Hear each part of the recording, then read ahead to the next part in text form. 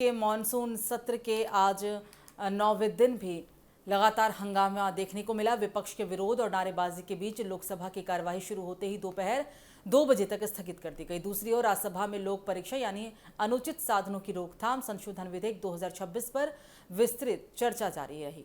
सदन में परीक्षा प्रणाली की पारदर्शिता, जवाबदेही और छात्रों के हितों को लेकर सत्ता पक्ष और विपक्ष के बीच तीखी बहस देखने को मिली। लोकसभा की कार्यवाही शुरू होते ही विपक्षी सांसद विभिन्न मुद्दों को लेकर सरकार के खिलाफ प्रदर्शन करने लगे। लगातार शोर शराबे के कारण सदन की कार्यवाही सुचारू रूप से नहीं चल सकी और पीठासीन अधिकारी ने कार्यवाही दोपहर को 2 बजे तक के लिए स्थगित कर दिया।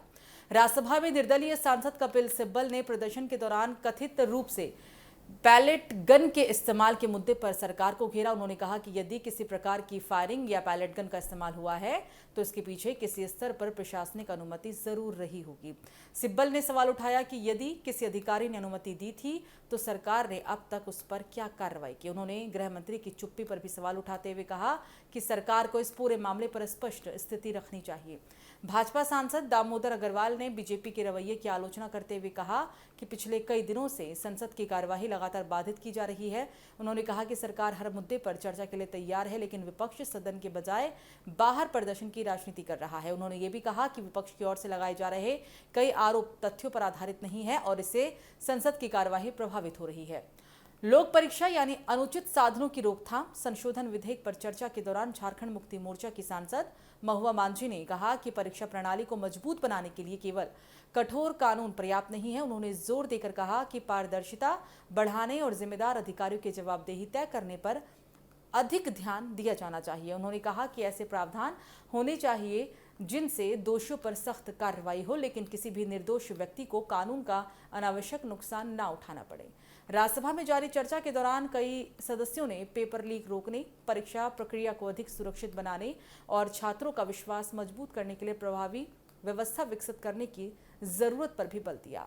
विधेयक पर चर्चा आगे भी जारी रहने की संभावना है। फिलहाल संसद के मानसून सत्र का 9वां दिन भी विपक्ष के हंगामे और राजनीतिक टकराव के बीच बीत गया।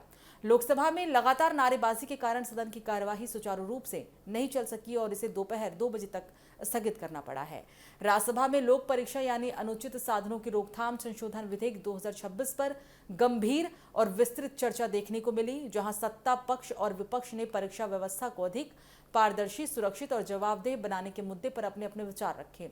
चर्चा के दौरान जहां विपक्ष ने प्रदर्शन के दौरान कथित पैलेट गन के इस्तेमाल और सरकार की भूमिका पर सवाल उठाए, तो वहीं सरकार और भाजपा सांसदों ने विपक्ष पर संसद की कार्यवाही बाधित करने का भी आरोप लगाया। इसके साथ ही परीक्षा प्रणाली में सुधार, पेपर लीक पर रोक, दोषियों के खिलाफ सख्त कार्रवाई और छात्रों के हितों की रक्षा जैसे मुद्दों की भी सदन में प्रमुखता से उठाए गए।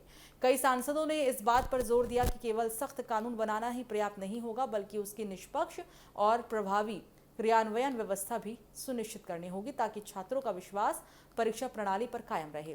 अब सबकी नजरें संसद की आगामी कार्यवाही पर टिकी है। अब देखना महत्वपूर्ण होगा कि क्या सरकार और विपक्ष के बीच गतिरोध खत्म हो पाता है और लोकसभा की कार्यवाही सामान्य रूप से चल पाती है या नहीं।